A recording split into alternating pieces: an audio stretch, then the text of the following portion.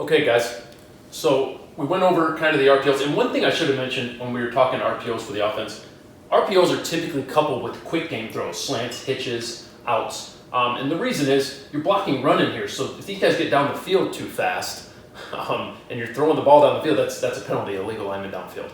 So you don't get called for it. You know, if they're blocking the run and you're throwing it a slant or something, the guy's 3 yards downfield, they're not going to call you on it. But if he's 8 yards downfield blocking a guy and you're throwing the fade, you're going to get called for it. So that's why it's coupled usually with quick game. But moving on to the defensive side of the ball, we're going to kind of talk modern defenses and kind of what I see as the movement to what we're going to do to defend these offenses. By the way, remember that offenses, they're going like Mach speed now too. So they're making you line up, they're snapping the ball every 15 seconds, going as fast as they can. They're making it hard on the defense, okay? So I think there's some simple things that we can do as coaches on the defense side of the football to help our guys out. So I'm going to draw another RPO here. I'm going to draw split zone, okay? And split zone is inside zone. Okay, so we're blocking gaps again. But now instead of reading that backside end, we're going to bring the H across the set. We're going to block him. So it's kind of like a block down, kick out type scenario. Okay, we're going to attack here, inside leg of the guard. And now the read is going to shift. So instead of having this guy as an initial read, where we did on like our triple option of the last video, we're now going to read the backside backer here. Okay, and it's the will in this case. And we're going to throw a slant right here, okay, off of this action. We know Mike's going to bury his head in here. He has an A-gap responsibility. Now the thing about the 4-3, if you count, the number of guys here, so we have 1, 2, 3, 4, 5, 6 guys, and it's always 6 plus 1 for the number of gaps. So there's 7 gaps. Well, you have 1, 2, 3, 4, 5 here, and these outside backers who are stretched by these receivers, they have to expand a little bit. They still have interior gap run responsibilities. So they're stretched really hard between, getting to the curl slash hook drop here from 1 and 2 and playing their interior B gap. This is a long way. So here's the responsibility number 1 is right in here, and responsibility 2 is here. It's a lot of ground to cover, okay? And so that really puts them in a lot of conflict when they see run action. So what we do here is read this guy. If he dips in here or flows inside, which he has to on inside zone, otherwise we're going to get a wash here, we're going to block here, and it's going to cut back through the B gap, and it's going to go big if this guy just sits out here, okay? So we don't do that. He sips inside here, and when he does, you get banged with the slant behind you, and they get chunk plays off slants or hitches or whatever. They're going to take advantage of him doing that. So how do you stop that?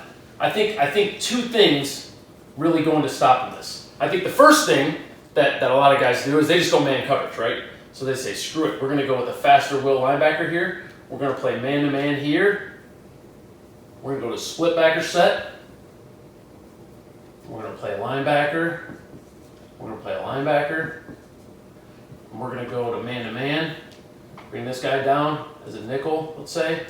And we're going to lock up. Okay, we're going to lock up across the board. We're going to play one high safety. One man up here with another safety, let's say. So he has him, he has him, he has him, he has him. Now, what have you done to the offense? We've taken away the read, right? There is no read now. It's man-to-man. So it's a run-give every time. There is no conflict player. You could even go cover 0 now and really stack the box up. And if you got the dogs to do this, go for it, man. I think it's great. You can play man-to-man coverage. You want to bring a safety down here and play him. You want to bring a safety or a corner and play him. Okay, and you want to play 3 backers here in the box, right? Play him outside leverage maybe. You play a stacked 40 defense in here. You got 7 guys for the 7 gaps. You got a safety down in the box. The run's dead. Man-to-man on the pass is dead. If you can do that, good for you, man. You know what? I mean, won a lot of games doing that, and it's great when you have the guys to do that on the back end. But when you don't, what are you going to do? So that's the first thing guys do. Easy fix. If you got the guys to do it, you probably should be doing it, okay? Because it's difficult to do anything offensively against a team that can man you up and load the box. Okay, so the second thing that I think you can do is one, put more guys at the second level is kind of the first key. So let's go from a 30 to a 40. Or I'm sorry, from a 40 to a 30. Excuse me. And let's instead of taking these guys and making them okie front, let's make this a bear front. So let's bring them inside. Now, let's go to a 3-3 set. Okay? Now what have we done here? We're soft with our corner here. Okay? We got a middle safety here. Sorry, we got a safety over here. We got a low safety here. We got our nickel. And nickel's going to play outside of number 2. And we got our corner. This guy's going to play about 8 yards. This guy's going to play about 10 yards. Okay? Now, what have we done? You say, well, it looks like they can run around the end on me. Can they? Because I have tons of guys out here. Okay? This guy's going to play in a run fit. I have tons of guys out off the edge. What I've done for these linebackers is I've put their run responsibility wider. So I've put their run responsibility in closer proximity to their pass drop. So they're not in as much conflict. So now we've got a B gap here. His responsibility is a spill C gap player, but look at his drop.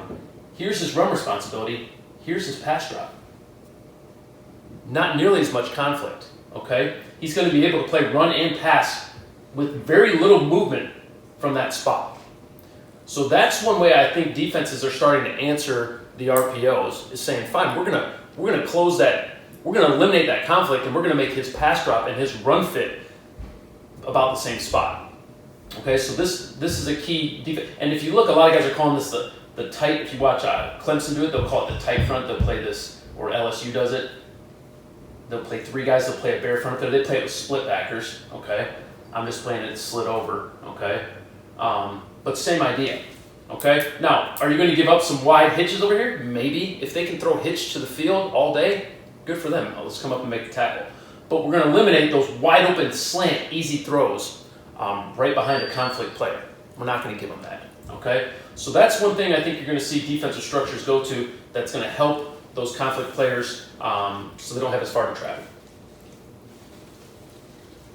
Next thing, and this really doesn't have to do with RPOs, but this is something you're going to see defenses do. So when we talk defense, we can talk about, let's just draw on the stack again. It's an easy way to do it.